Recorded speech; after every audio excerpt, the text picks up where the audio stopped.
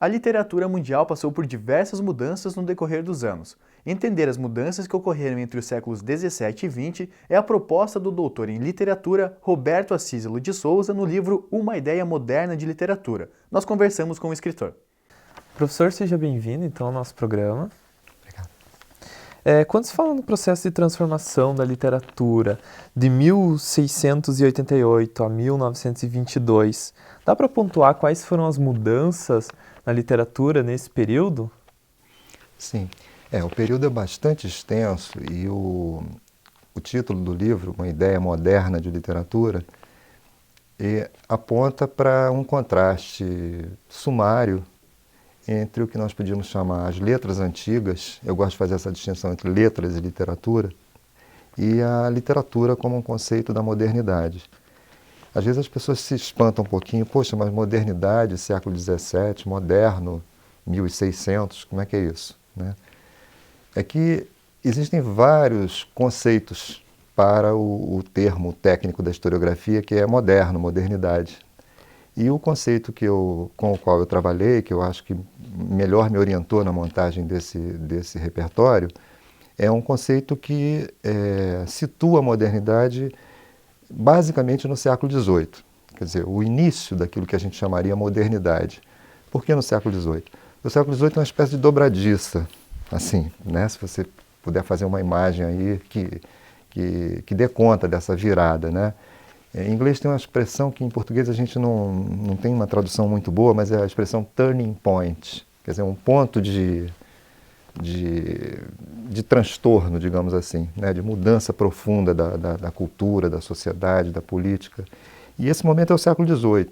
Né? O que acontece no século XVIII de tão crucial assim?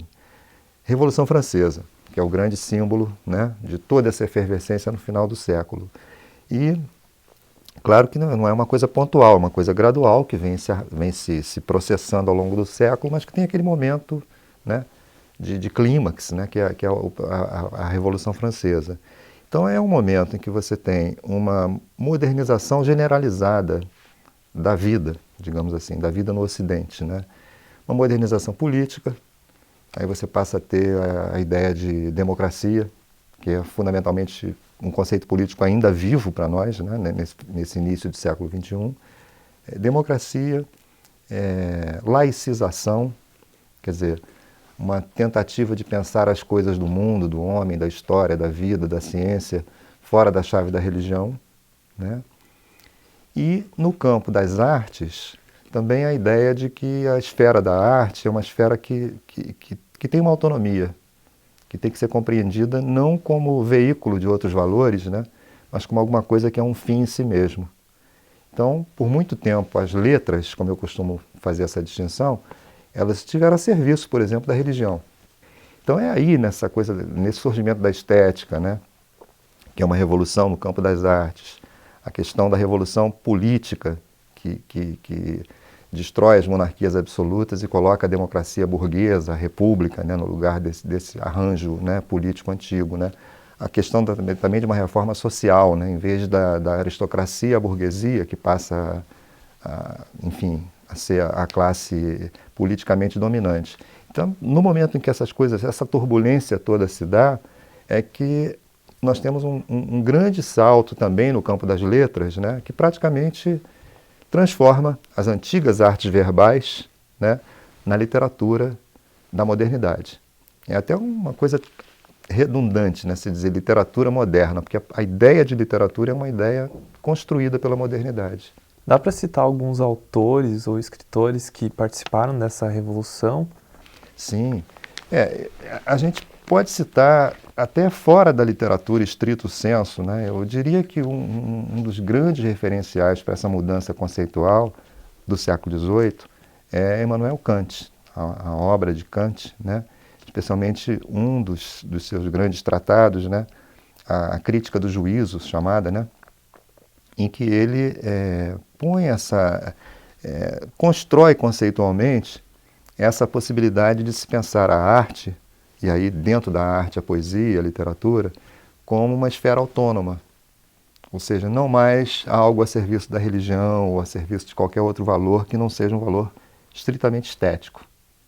Então tem uma frase que sintetiza, assim, de modo sumário, né, o pensamento kantiano, quando ele se refere à arte, dizendo que a arte é uma finalidade sem fim. Professor, então, falando da sua pesquisa, analisar esses dados, essas escritas e os fatos de um período tão longo e talvez até distante demais, como que é isso? Olha, na verdade, o projeto que redundou no livro foi um projeto de pesquisa. Hoje, né, o trabalho dos professores universitários está muito profissionalizado, digamos assim, né? E nós trabalhamos na base de projetos que a gente concebe para execução num determinado lapso de tempo, né? E, naturalmente, sempre visando alguma coisa que possa resultar em algo que seja útil para a nossa comunidade de trabalho, né? Ou para a nossa comunidade acadêmica, pedagógica, né? Então, eu como professor de literatura, nas minhas aulas, para cumprir os meus programas, né, eu senti uma dificuldade muito grande de um repertório semelhante a esse que eu imaginei que podia fazer, que eu podia construir, né? Porque os textos que me pareciam textos assim seminais, como eu costumo dizer, quer dizer, textos que são férteis, né? Seminal naquele sentido de que são fecundos, né? Eles estavam muito dispersos, né? Você precisava de um tempão para reunir as coisas, para poder colocar na mão do aluno comodamente, né, o material para ele estudar. Quer dizer, o tempo que ele levaria para inventariar o material, para organizá-lo, já seria um investimento de tempo enorme em detrimento do próprio rendimento do estudo, né? Então, eu imaginei, bem, em outras línguas, a língua inglesa é muito bem servida, né, de materiais desse tipo. Quer dizer, um aluno norte-americano, inglês, né, tem já na cultura da sua própria língua materiais assim, né, à disposição dele. É uma tradição, existem muitos livros assim em inglês. As línguas neolatinas não têm. Francês não tem, português não tem, espanhol não tem. Então eu imaginei, bem, a gente pode fazer em português alguma coisa semelhante, né, a esses grandes repertórios, né, anglo-americanos, e talvez a gente possa fazer até melhor, né, no sentido de que os repertórios anglo-americanos que eu conheço, por exemplo, a língua portuguesa não passa nem perto, né, como se não houvesse pensamento em português, né? Então a ideia foi dotar a língua portuguesa, particularmente nós aqui no Brasil. Eu creio que também como não há nada de parecido em Portugal, nem nos outros países de língua portuguesa, eu acredito que é um material que também para os nossos alunos e os nossos colegas dos outros países lusófonos, né, possa ser um material bastante prático e útil, né, em termos assim, de agilizar o processo do ensino de literatura, né, e com textos assim, digamos, com um rigor de edição, né, que eu também não costumo encontrar nos repertórios anglo-americanos, que são um pouco toscos, um pouco assim, obra de carregação, como a gente dizia antigamente, né? Não tem um expediente que muito claramente, numa boa nota de rodapé, diga a procedência daquele texto, os critérios conforme ele foi tratado para figurar naquele conjunto, né? Então, claro, a gente sempre se beneficia dos materiais que nos antecedem, né? Mas a gente tem sempre a ambição de aperfeiçoá-los, né?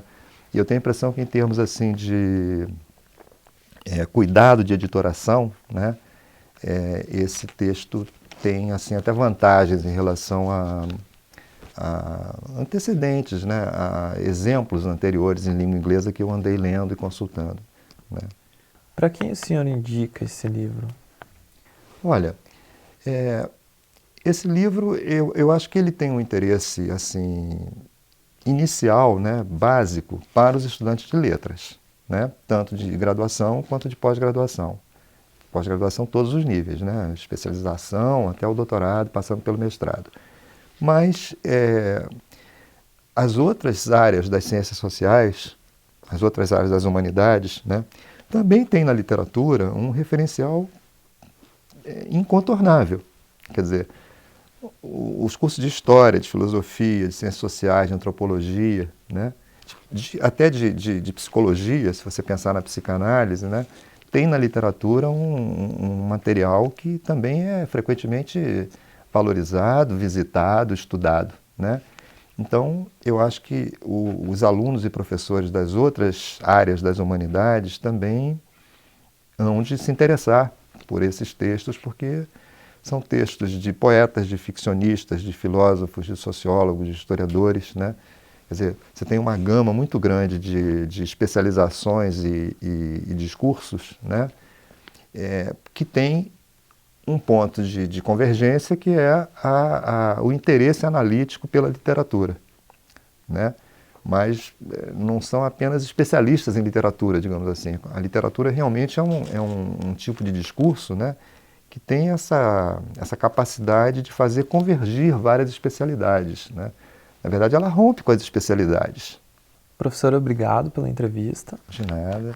Eu é que agradeço a você pela atenção. Eu só queria também, só assim como conclusão, destacar o trabalho da edição, né? Que é um trabalho que eu fico extremamente grato aos profissionais da editora que afinal, deram um tratamento que eu considero requintadíssimo, né? A um material complexo, né?